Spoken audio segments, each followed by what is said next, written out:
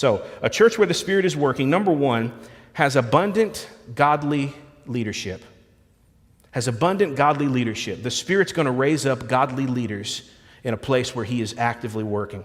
Let's go back and review verse 1. It gives a list of some of the leaders in this church at Antioch. Now, we know that this started as a lay movement. This was one of the places not started by apostles, so it makes it unique. They were probably not built with a culture dependent upon leadership, but that doesn't mean that the Spirit of God wouldn't raise up and appoint leaders, which He did. So we see the names again. Barnabas, Simeon, Lucius, Manaen, Saul. Antioch was a church blessed with 5 prophetic teachers, men who heard from the Lord and taught the congregation. I want to challenge you to see this as part of the Spirit's work in this church. The Holy Spirit spoke to this church and called them into a missional task because the church was healthy and knew the voice of the Lord already.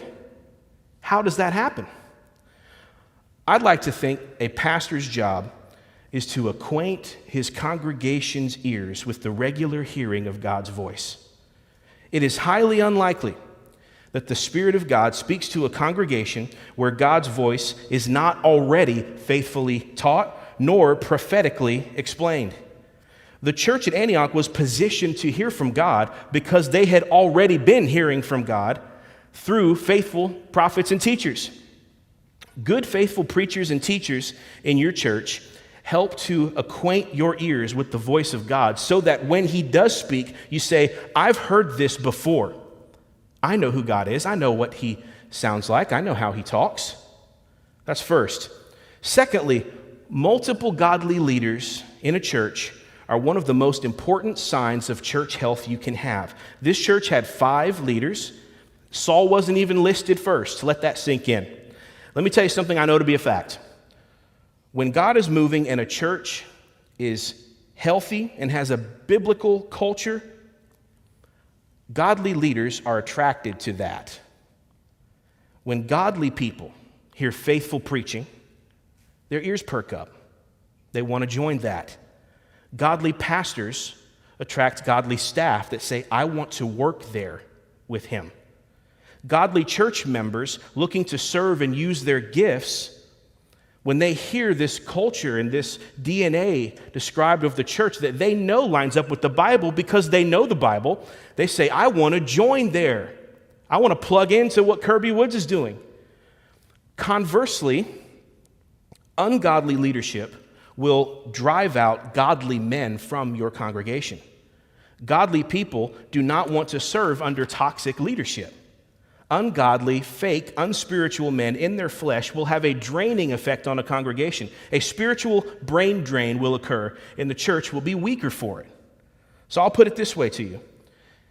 The church is far more than its pastor. It's far more than its pastor. However, it is hard to overcome ungodly leadership. It's hard. A pastor is not the end-all, be-all in a church. Hear me.